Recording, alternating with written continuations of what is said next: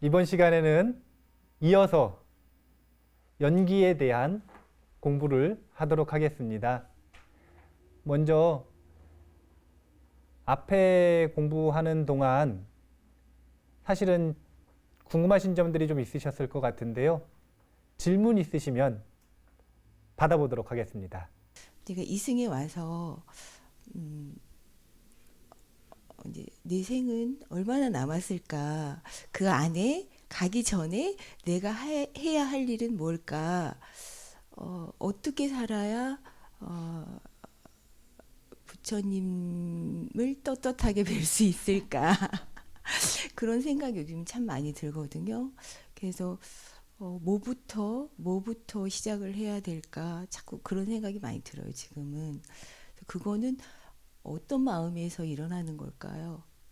제가 죽음에 대해서 어떻게 바꿔드린다 그랬냐면 죽음을 삶으로 바꿔드리겠다라고 했거든요. 그 파트에서 했으면 제가 훨씬 쉽게 설명을 해드릴 수가 있는데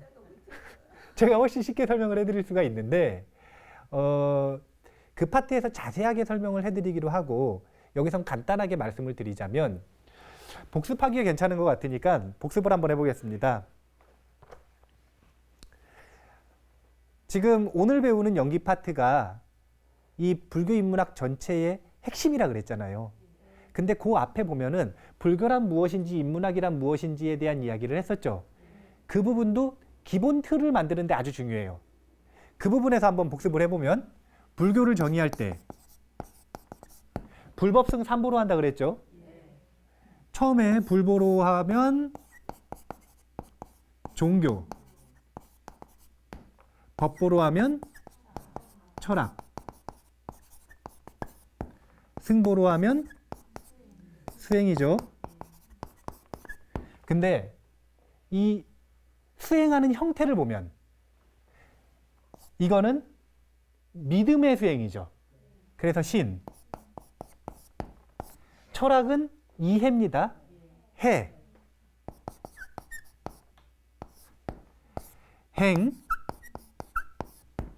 그럼 이제 증이 빠졌잖아요. 증이 뭐냐면 종교적 믿음을 가지고 철학적 이해를 가지고 이 수행을 실천하면 뭐가 되는가?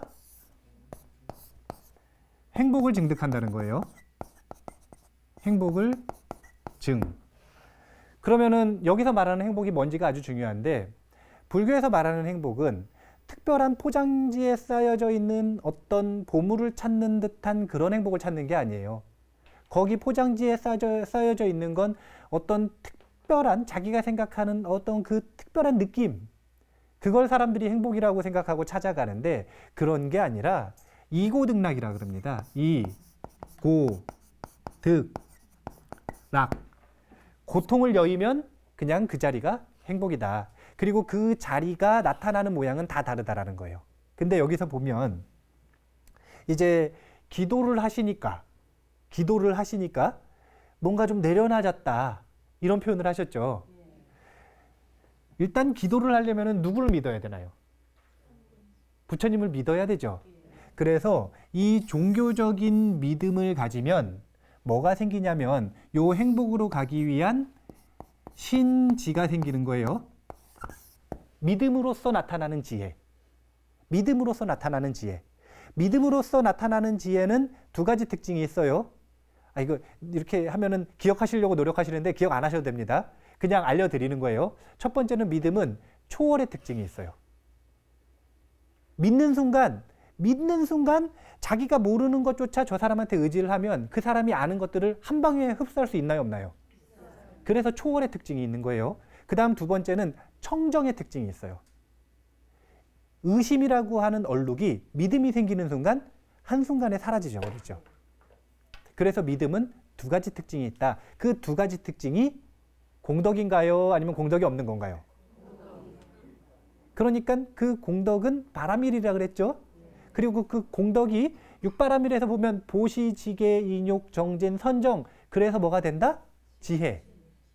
육바라밀의 핵심은 지혜. 육바라밀의 핵심은 지혜예요. 앞에 있는 바라밀들이 1층, 2층, 3층, 4층, 5층.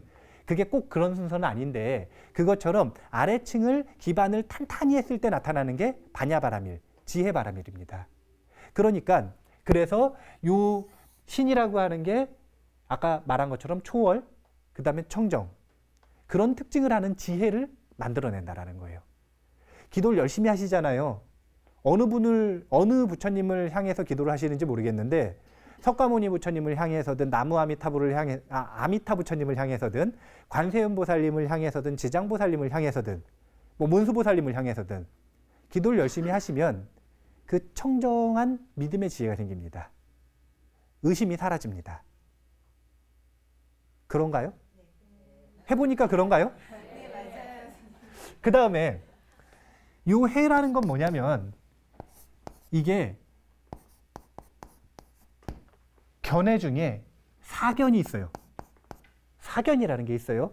사견이라는 게 뭐냐면 이거는 지금 분필인가요? 아니, 이 분필은 지금 흰색인가요? 검은색인가요? 근데 검은색이라고 믿는 거예요. 이런 걸 보고 사견이라 그래요. 그러면 이 분필이 검은색이다라고 믿는 그 마음을 견혹이라 그러는 거예요. 번뇌 중에 잘못된 견해를 가지고 있다. 그럼 이거는 이해를 통해서 이게 왜 흰색인지 설명해 주면 아, 이게 검은색이 아니라 흰색이구나 라는 걸 이해할 수 있나요, 없나요? 그렇게 하면 견혹이 끊어지는 거예요. 그래서 이 해를 통해서는 이 해로서의 지혜가 생기는데 이게 견혹을 끊어버리는 역할을 한다라고 보시면 되는 거예요. 견혹이라고 하는 건 그러니까 우리가 어떤 얘기들을 들으면 불교에서 아주 좋은 말들이 많잖아요. 근데 그 좋은 말들을 들으면 당연하잖아요. 당연한 얘기죠. 근데 당연한 얘기네, 이해가 된다. 그 뒤에 뭐가 붙냐면 이해는 되는데 하기는 어렵다. 이해는 되는데 바뀌지는 않는다. 이런 말을 하죠. 이해는 된다? 뭘로 이해가 되냐면 머리로. 이게 뭐냐면 지금 견혹을 끄는 거예요. 삿된 견해가 자꾸 일어나는 걸 그 올바른 견해를 반복해서 익히면 그 삿된 견해가 사라지는 겁니다. 근데 이 삿된 견해가 지속적으로 업력을 남겨놓으면 첫 번째 습관이 된다 그랬죠. 더 깊어지면 물질화돼 가지고 세포에 사진 찍힌 것처럼 다 남아있어요. 그러면 그런 것들은 선정수행이라는 걸 통해서 끊는 수혹이에요. 수혹. 아주 깊은 집중력이 있을 때, 그리고 있는 그대로 보는 윗바사나의 지혜가 있을 때, 그럴 때 끊어지는 거예요. 그래서 보통 그 제가불자님들한테는 뭐 연부를 많이 하시고 주력을 하시고 절 많이 하시고 참회기도 하시고 이런 것들이 뭐냐면 수혹을 끊는 과정인 거예요. 그렇게 계속 반복적으로 자기를 내려놓다 보면, 집중하다 보면 자연스럽게 그 수혹들이 점점 끊어집니다. 머리로 이해하는 거, 그래서 끊는 게 견혹. 가슴에 있는 것들을 끊어내는 게 수혹이라고 보시면 돼요. 감정적인 거, 본능, 이런 것들을 끊어내는 게 수혹이에요. 그래서 그 장자한테 성인과 성인의 아님의 차이가 뭐냐고 다른 사람들이 물어봤어요. 두 가지 기준을 딱 얘기했어요. 그냥 하나는 식, 다른 하나는 색. 식과 색에 끄달려 가느냐 끄달려 가지 않느냐, 이걸 성인의 기준으로 얘기했어요. 음식이라고 하는 걸 먹으면 좋잖아요. 맛집 가서 먹으면 좋죠. 입에 넣는 순간 좋잖아요. 안 좋으세요? 안 좋은 것처럼 왜 그러세요? 그 다음 색. 남자가 여자보다 더 좋은 게 어디 있고 여자가 남자보다 더 좋은 게 어디 있어요? 뭐 물론 지금 우리나라는 신자유주의 이 경제체제에 아주 깊게 물들어서 그거보다 돈을 더 좋아하긴 하는데, 우리나라가 약간 지금 전도됐어요. 우리나라 사회가 전도가 됐는데 이상한 거예요. 사실은 남자가 여자보다 돈이 더 좋고 여자가 남자보다 돈이 더 좋으면 약간 이상한 거예요. 평균적으로 그런 사회가 돼버린 건 약간 이상한 건데, 어쨌든 이 식색이 끊겼느냐 끊기지 않았느냐, 이걸 가지고 얘기할 정도로 그 가슴에 있는 수혹, 이게 얼마나 끊겼느냐, 그리고 그거는 뭐를 통해서 끊어지냐면 바로 이 수행. 사실은 이 수행의 내용은 딱 세 가지 간단하게 얘기하면 3가지. 그 다음에 벌려서 얘기하면 8가지. 그래서 38이에요, 38. 제가 지금 38 딱 했을 때 표정들을 봤습니다. 이럴 때 딱 나오는 거예요. 업력이 저장되어 있기 때문에 38이라는 단어를 들었을 때 아시는 분들은 표정이 바뀌었어요. 모르시는 분들은 이렇게 좀 멍했어요. 근데 어쨌든 3가지라는 게 뭐냐면 계정에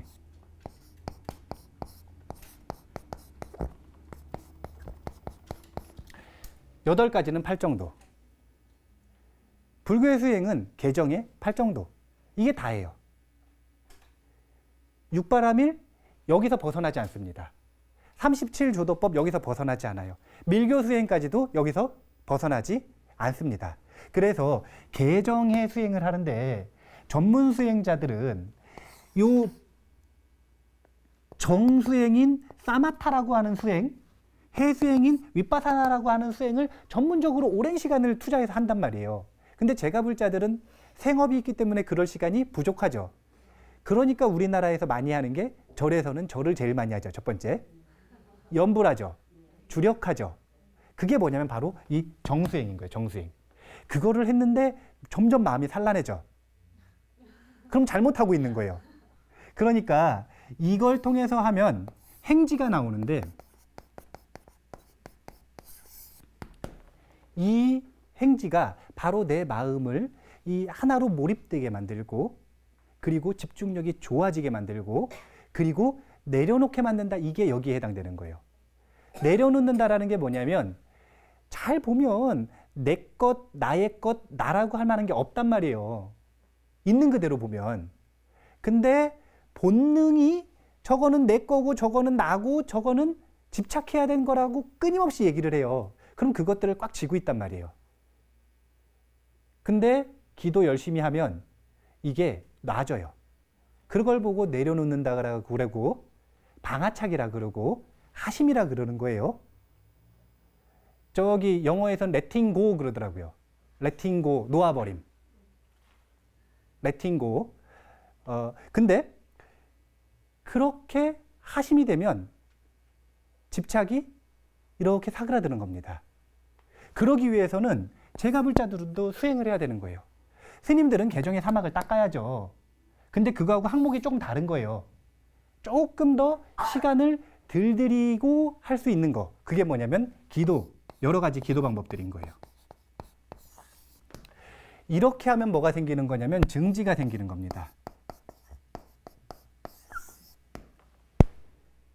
자기가 행복을 누림으로써 그 행복으로 나아감으로써 보이지 않던 것들이 보이는 것들이 있어요. 느껴지지 않던 것들이 느껴지는 게 있어요. 보이지 않던 있는 그대로가 점점 보이는 거예요. 그런 걸 증지라 그러는 거예요. 그래서 지금 질문이 언제 죽음을 맞이할지 모르겠다. 저도 모르겠어요. 왜냐면 저도 언제 죽을지 모르니까요. 그러면 부처님께서는 죽음을 맞이하기 전에 뭘 해야 된다라고 이야기하셨는가? 한 가지만 얘기하셨죠. 방일하지 말고 정진하라. 그럼 뭘 정진하라는 거죠? 바로 신, 해, 행. 정진해서 빨리 이 고통의 속박으로부터 벗어나야 된다. 부처님이 말씀하신 건 이거밖에 없는 거예요. 부처님의 가르침의 핵심, 불방일. 부처님의 가르침의 핵심은 불방일입니다. 깨어있는 것. 일단 여기서 복습하면서 지금 제가 신, 해, 행, 증을 하는데 신지, 해지, 행지, 그리고 증지. 요거 새로운 용어 하나 더 붙였어요. 기억하실 수 있겠죠? 예, 다음에 또 기회가 있으면 한 번 더 복습하겠습니다. 자, 시간이 많이 없으니까 빠르게 가겠습니다. 업. 업은 업과 업력. 근데 그 업은 공업과 불공업. 근데 이 공업은 뭘 만드냐면 복덕. 불공업은 공덕. 여기까지는 설명하지 않겠습니다. 근데 여기서 이제 중요한 걸 보여드릴 거예요. 자, 우리가 이렇게 연못이 있는데 어떤 사람이 여기다 돌멩이를 하나 던졌어요. 그러면 이렇게 퍼지나요, 안 퍼지나요? 여기다 또 어떤 사람이 돌멩이를 던졌어요. 그럼 퍼지나요, 안 퍼지나요? 그럼 여기 만나는 부분들 있죠? 이런 걸 뭐라 그러면 중첩이라 그래요. 진동이 서로 쌓여서 이 첩첩첩첩 이렇게 쌓인다. 중첩. 이런 걸 중첩이라 그러는데 이 설명을 왜 드리냐면 지금 우리는 끊임없이 업을 만들고 있나요, 안 만들고 있나요? 지금 우리가 5초 동안 숨소리도 안 내고 가만히 있었어요. 그럼 업을 만드는 건가요, 안 만드는 건가요? 어떤 업? 가만히 있는 업, 또 의업. 의업도 가만히 있지 못하잖아요. 의업 가만히 있지 못하시잖아요. 그러니까 뭔가 지금 끊임없이 우리에게는 업이 나오고 있죠. 우리는 그러니까 업을 생산하는 사람들이에요. 근데 그 업이 끊임없이 진동의 형태로 나온단 말이에요. 진동의 형태로 계속 전달되는 거예요. 그래서 여기 이렇게 두 사람이 앉아 있는데 여기 있는 이 사람이 파심통이 있어요. 그러면 가만히 앉아 있고 아무 말도 안 하는데 어떻게 내 마음을 알 수 있을까? 전달되는 진동이 있기 때문에 그래요. 전달되는 업이 있기 때문에 그래요. 우리는 끊임없이 업을 만들고 그것은 진동의 형태로 나옵니다.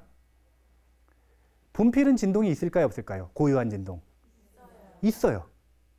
그렇기 때문에 살아있는 생명뿐만이 아니라 무생명들까지 이 우주에 있는 만물은 지금 이 순간에도 끊임없이 업을 만들어내고 있죠.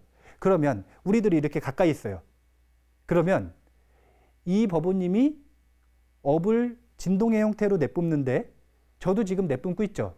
그러면 저 중첩이 일어나요, 안 일어나요? 여기서도 내뿜고 있죠. 중첩되고 있죠. 근데 우리가 하나의 업을 딱 만들었을 때 바깥으로 향하는 건 공업, 안으로 향하는 건 불공업이라 그랬죠. 그럼 중첩되는 건 불공업인 거예요, 공업인 거예요? 공업이죠. 바깥으로 내뿜는 게 서로 만나는 거잖아요. 그래서 이 공업이 뭘 만든다고 얘기를 하는 거냐면 기세간을 만든다 그러는 거예요. 기세간이라는 게 뭐냐면 그릇, 이 자연, 이 우리 뜻있는 생명들이 살아가는 자연, 그릇, 그걸 누가 만드냐면 중생들의 공업이 만든다라고 얘기하는 거예요. 그럼 불공업은 뭘 만드느냐? 개인을 만드는 거죠. 그래서 중생세간을 만든다 그럽니다. 다시 한번 설명을 하겠습니다. 우리가 끊임없이 진동을 내뿜어요. 이거는 우리는 끊임없이 업을 생산하고 있는 거예요. 이 말을 듣고 아직도 부정적인가 이렇게 오시는 건 감정의 그 업에 대한 부정적인 게 남아있기 때문에 그래요. 우리가 분명히 중립적이라고 견옥을 끊었음에도 불구하고 감정에는 뭔가 가슴이 찌리리 하면 이거 부정적인다라고 너무 깊게 감정적으로 습관이 된 거예요. 근데 그렇게 끊임없이 업을 생산하는데 지금 이 순간에 만물의 업이 이 자리에서 중첩이 됩니다. 만물의 업이 이 자리에서 중첩이 되는 거예요. 이 자리에서만 되는가? 이 자리에서도 돼요. 대신 잘 보시면 이렇게 둘이 중첩이 되면 여기서도 중첩이 되고 여기서도 중첩이 되죠. 근데 여기서 중첩이 될 때는 법우님이 가깝나요? 제가 가깝나요? 그럼 법우님이 영향력이 더 있을까요? 없을까요? 여기는 제가 더 가까워요? 법우님이 더 가까워요?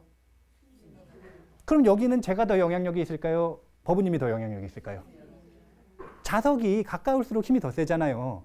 그것처럼 이 진동도 마찬가지예요. 그러니까 어디서나 중첩이 되지만 위치에 따라 다른 거예요. 어디서나 중첩이 되지만 위치에 따라 결과물들이 다른 겁니다. 여기서 중첩이 됐을 땐 허공이 됐고 여기서 중첩이 됐을 땐 책상이 된 거예요. 근데 분명한 건 이 책상, 허공, 사람은 중생세간이니까 저 연꽃이 하나님이 만든 게 아니라는 거예요. 하나님이 창조할 때 딱 만들어버리고 끝난 게 아니에요. 누가 만든 거냐면 중생의 업이 만든 겁니다. 그리고 그 중생의 업 중에서 어떤 측면? 공업적인 측면. 공업적인 측면이 뭘 만드는가? 기세간을 만든다. 그리고 불공업적인 측면은 중생세간을 만든다. 이거는 사실 이해가 좀 잘 될 수 있어요. 내가 살아가는 세상은 내가 만든다. 이건 이해가 잘 된단 말이에요. 근데 많은 분들이 이걸 잘 이해를 못해요. 그럼 자연은 누가 만드냐? 근데 그건 누가 만드는 거냐면 우리가 공동 창작했다 그러는 겁니다. 우리가 함께 공동으로 창작한 거예요. 그러면 기세간과 중생세간을 합치면 뭐라 그러냐면 세간이라 그러잖아요. 이 세간이라고 불교에서는 얘기하지만 우리 우주론에서는 그냥 우주라 그러는 거예요. 뭐 우리 우주 뭐 이런 표현 쓰죠. 우주라고 얘기하는 겁니다. 그러면 이 우주는 누가 만들었다라는 거예요. 역추적해 보세요. 이 우주는 누가 만들었는가? 얘가 만들었네요. 하나님이 만든 게 아니에요. 하나님이 만든 게 아니라 업이 만들었는데 누구 업이 만들었냐면 하나님 업이 만든 게 아니라 여기 계시는 보아버부님, 여기 계시는 윤희버부님, 여기 계시는 자제버부님이 지금 이 우주의 창조자라는 거예요. 이 우주가 만들어지는 건 이 업이 만드는 거예요. 업이.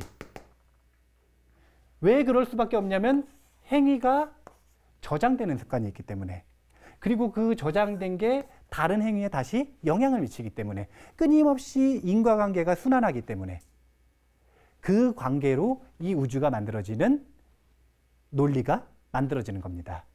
근데 아인슈타인이 이런 말을 했습니다. 어떤 말을 했냐면 여기 허공에 어디든, 허공에 있는 어디든 111 아주 작은 공간이죠. 그 공간에 뭐가 있다라고 얘기했냐면 하나의 우주를 탄생시킬 수 있는 그 빅뱅의 에너지가 숨어 있다라고 얘기했어요. 왜 그러냐면 그 어디에든 만물의 진동이 중첩되죠.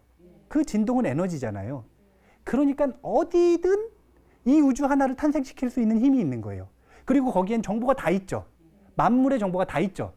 그러니까 그게 터지면 이 우주 똑같이 펼쳐지는 거예요. 아인슈타인의 사상은 불교의 사상과 아주 닮아 있어요. 신라의 의상조사 법성계에 보면 일중, 일체, 다즉일, 다중일, 다즉일, 일미진중 함시방 이런 거 있죠. 일미진중 함시방 보세요. 일미 하나의 티끌 속에, 일미 작은이구나. 작은 진 티끌 속에 함시방 포함하고 있다. 시방을. 우주에 있는 모든 만물의 에너지가 어느 티끌 속에나 있는 거예요. 왜 그러냐면 진동이 전부 전달되니까 그러는 거예요. 그게 상징화된 게 인드라망. 그리고 극락세계에도 있습니다. 사실은 극락세계 하늘에도 구름이 없고요. 그물이 있어요. 근데 그 모양이 인드라망과 아주 유사합니다. 대신 한 가지 차이가 있는데 그게 뭐냐면 인드라망은 설법을 자체적으로 하나요, 안 하나요? 한다는 소리를 아직 못 봤어요. 근데 극락세계에 있는 그물은 자체적으로 설법을 합니다. 바람이 싹 불면 여의주가 방울 소리를 이렇게 내거든요. 그 방울 소리를 들으면 삐띠가 일어나는 거예요. 환희. 환희. 우리가 막 수행을 하다 보면 환희가 일어나거든요. 그 환희로움이 딱 일어나는 거예요. 어렵나요? 분위기가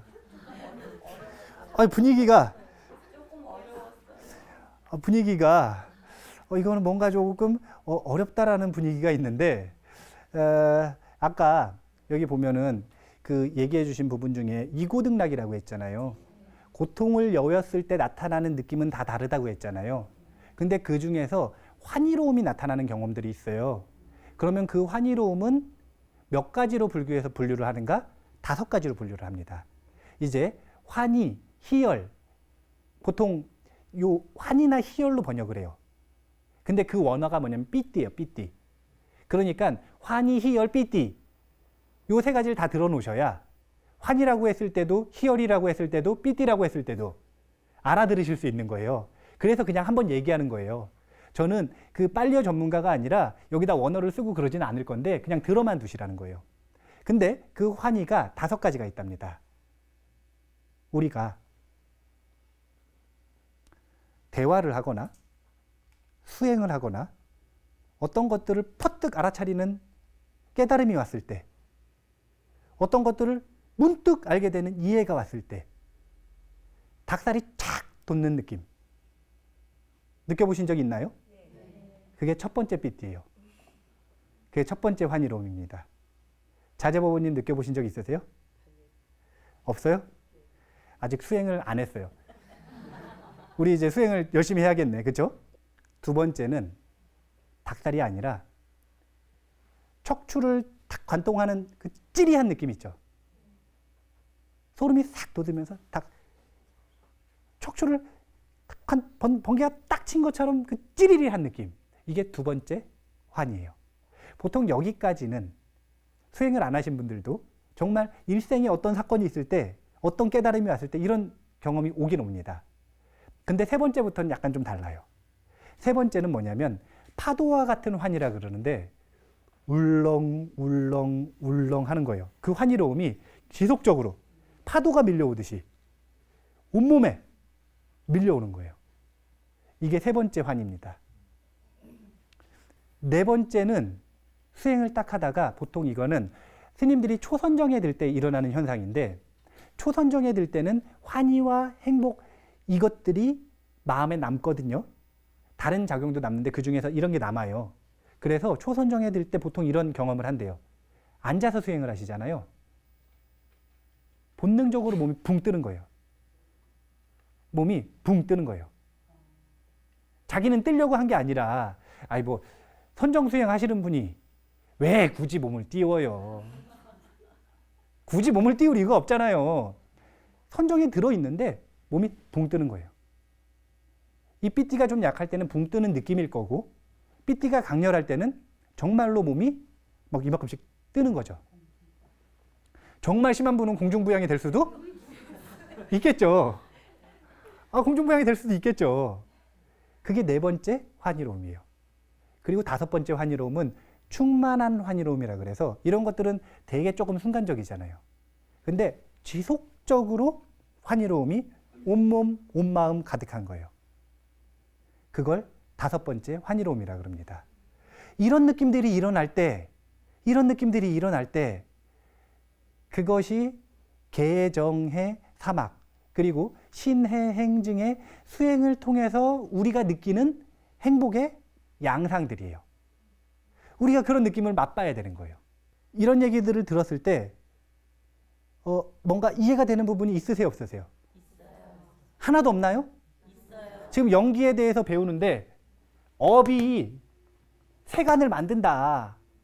사실은 이게 얼마나 위대한 말이에요. 이게 불교의 얼마나 위대한 사상이에요. 창조주가 하나님이 아니라 여러분이라고 얘기를 하는 거 아니에요. 창조주의 권력을 여러분들한테 이양한 건데 그걸 들을 때 무덤덤하면 이건 지금 이해가 안 된 거예요. 사실은 이해가 됐다. 그러면 어떻게 하셨냐면 표현을 하셔야 되는 거예요.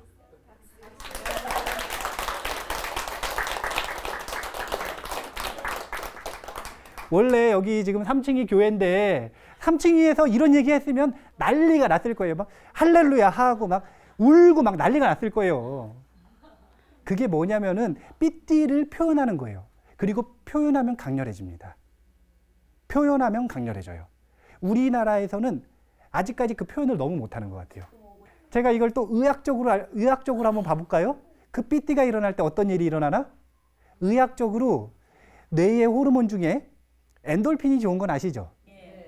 근데 엔돌핀보다 몇 배라더라? 40배인가? 강력한 호르몬이 다이돌핀이라는 게 있대요. 그 다이돌핀은 깨달음의 순간, 이해의 순간, 공감의 순간에 나온답니다. 그리고 그거 한 재 먹는 게, 그거 한 번 느끼는 게 보약 한 재보다 좋대요. 그 다이돌핀을 조금 드시려면 어떻게 하셔야 되냐면 수의 찬탄하셔야 되는 거예요. 수의 찬탄.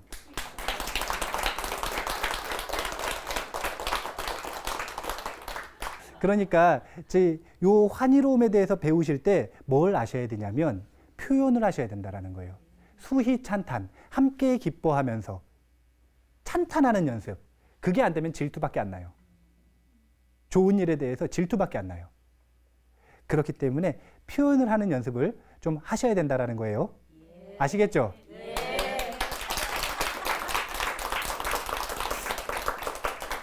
자, 그럼 이제 박수를 많이 치셨으니까 제가 여기다가 조금 더 덧붙여가지고 알려드릴게요. 자, 세상, 우주가 누구로부터 만들어졌는가 찾아가 보니까 업이에요. 이렇게 얘기하는 걸 무슨 연기설이라 그러냐면 업감연기설이라 그러는 거예요. 부파불교라고 하는 이 우리 대승불교에서는 소승불교라고 불렀어요. 근데 그거는 잘못된 용어고 상자부 불교. 그 상자부 불교에서 교리를 만들었을 때 연기를 이야기할 때 업감연기설 이걸 대표적으로 얘기하거든요. 업감연기설. 이거는 부파불교. 근데 이 업감연기설은 잘 보면 보세요. 업이 중심이라 그랬죠. 그러면 이 업이 그대로 업력으로 남는지 사라지는지 이거를 사람들은 막 논쟁을 합니다. 근데 불교에서는 업력이 남는다 그랬죠. 그럼 어디 남느냐? 이게 중요한 거예요. 그걸 분명하게 밝히질 못한 거예요. 그래서 유식이라고 하는 불교에서 이걸 분명하게 밝히면서 나온 게 업력이라고 하는 건 마음 중에 아레아식이라고 하는 마음에 업력이 저장된다 라고 이야기를 한 거예요. 그러니까 이 업이 지금 아주 중요하잖아요. 여기 우주가 만들어지는 게 업 때문이라는데 그러면 그 업이 어디 저장되는지도 아주 중요할 거 아니에요. 그래서 이걸 강조하면서 나온 게 아레아식을 중심으로 하니까 뇌아 연기라 그래요. 뇌아 연기. 아레아식 연기설 이러셔도 되고 보통 이제 뇌아 연기. 다 두 글자씩이라 뇌아 연기로 뽑은 거예요. 자, 뇌아 연기. 이거는 유식불교. 우리 저번에 세친하고 무착보살 봤죠? 세친하고 무착보살이 바로 이 유식불교의 시초라고도 할 수 있고 아주 그 발전시킨 장본인들이에요. 그분들이 말하는 유식불교에서는 뇌아 연기설. 근데 잘 보시면 이 뇌아 연기라는 건 개인적인 그 아레아식들의 보편적인 그것의 본성이 무엇인지를 생각해 보는 거예요. 이것의 본성이 뭔가 봤더니 진여예요. 우리 저번에 대승기실론 잠깐 언급을 했잖아요. 그 진여를 중심으로 하는 게 진여 연기설.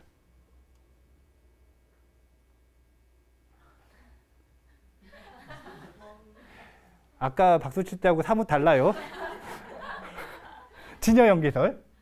근데 이 진여가 이대로 두면 어떤 문제가 생기냐면 절대적인 게 있고 현상이 있다 이렇게 이분화돼 버린단 말이에요.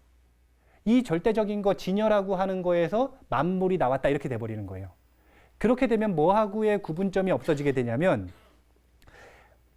깊게 들어가면 당연히 구분되는데 그냥 딱 쉽게 보기에 간단하게 보기에 어떤 오해들이 생길 수 있냐면 저기 서양에서 플라톤은 그 본질을 뭐라 그랬냐면 이데아라 그랬어요.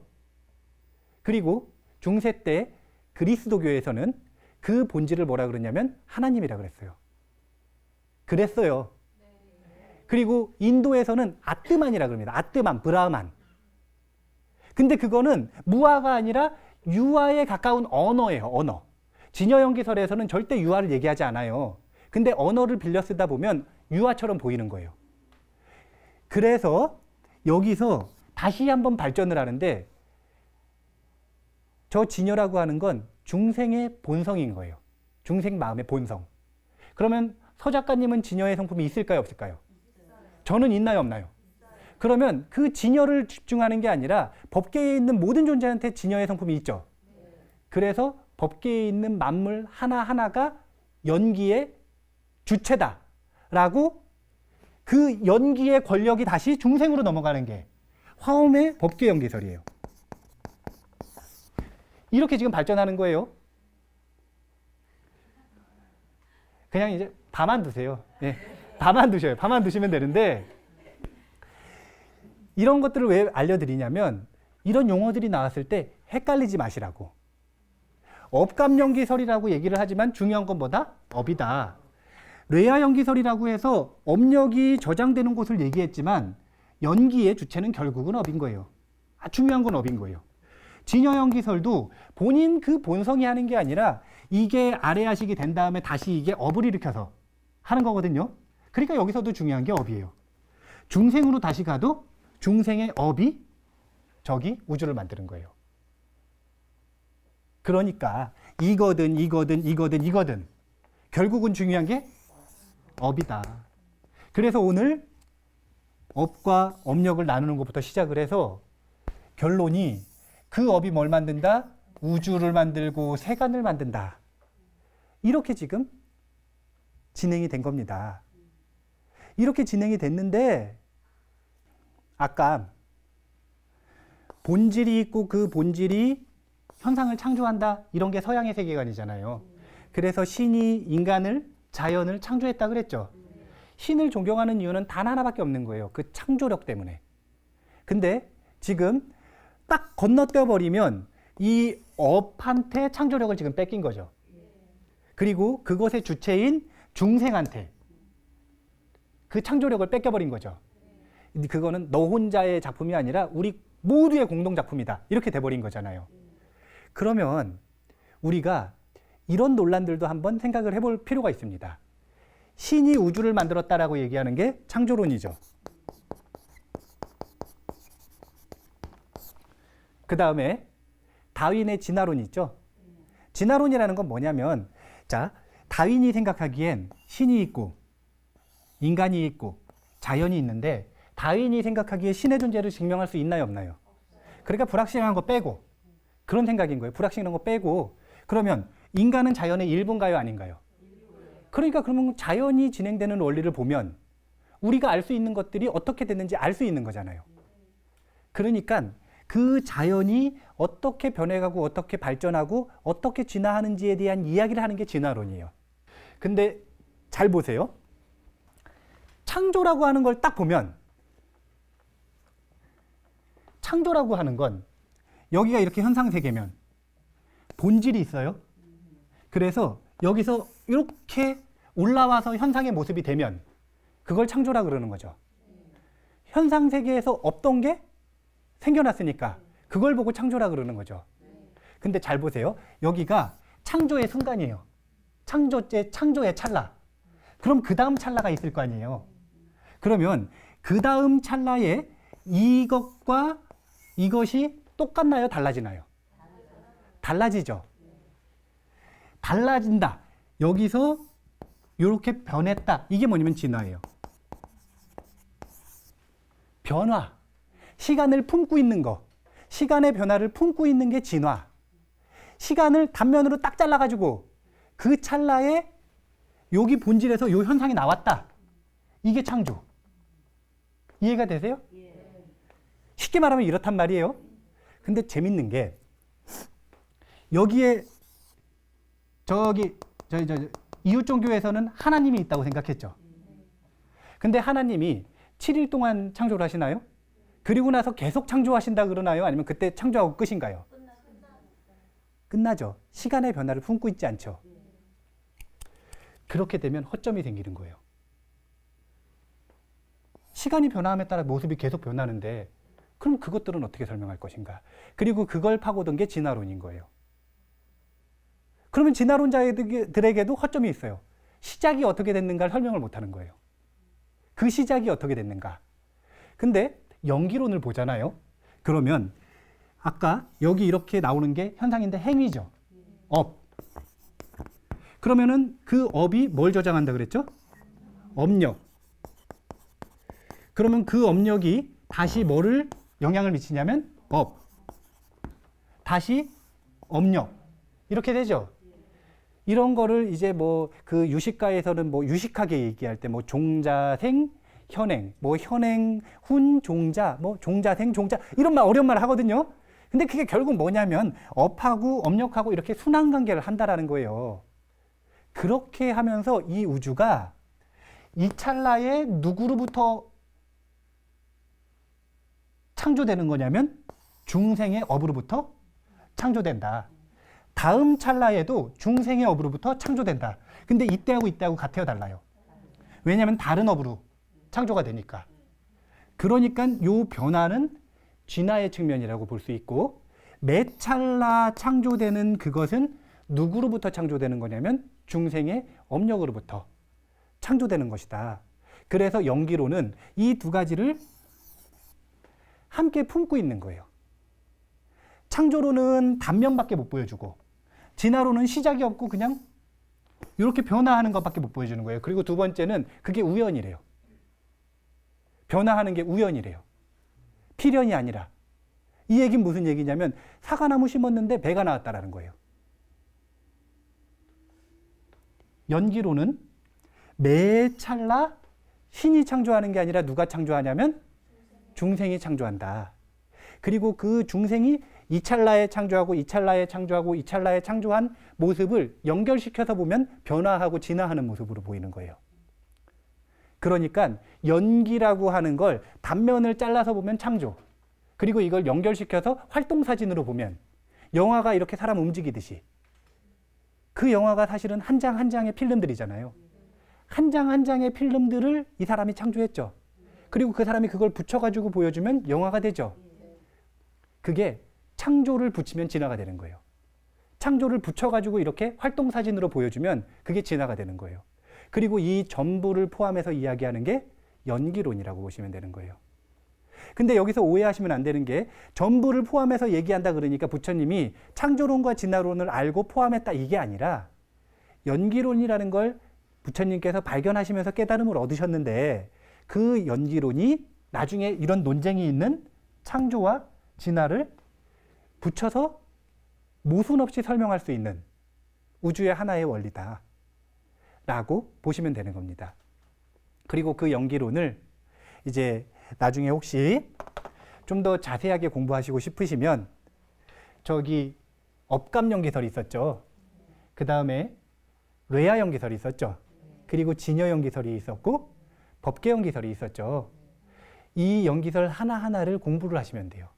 저 연기설 하나하나가 40강씩 해야 되는 거예요. 그래야 톱니바퀴가 아주 반지르르하게 잘 이렇게 딱 맞물려가지고 넘어가듯이 이해가 됩니다. 그러기 전에는 지금 이렇게 간단하게 결론만 딱 기억하시면 돼요. 업이 우주를 만들었다. 그 업은 누구 업이냐면 내 업. 내 업.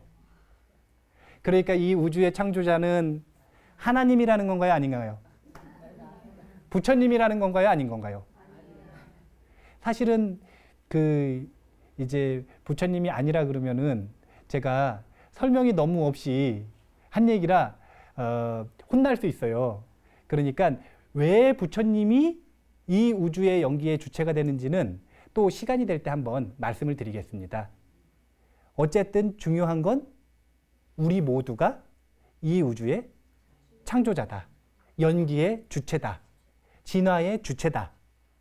그렇게 자기 자신을 긍정하는 대긍정의 마음을 가져야 공덕이 있는 건가요? 없는 건가요? 있는 거죠. 우리는 노예가 아니고 종이 아니고 주인이다. 그렇게 생각하실 수 있는 1층, 2층, 3층, 4층을 저기 업, 공업, 불공업, 복덕, 공덕, 기세간, 중생세간 쌓아서 우리가 이 우주의 창조자다 라는 결론을 내드린 거니까 이해를 잘 하셨다고 생각을 하고, 제가 믿어도 되겠죠? 예, 잘 하셨다고 생각을 하고 다음 시간에는 오늘 못했던 죽음을 삶으로 바꾸는 저 연기설을 바탕으로 공부를 한번 해보도록 하겠습니다.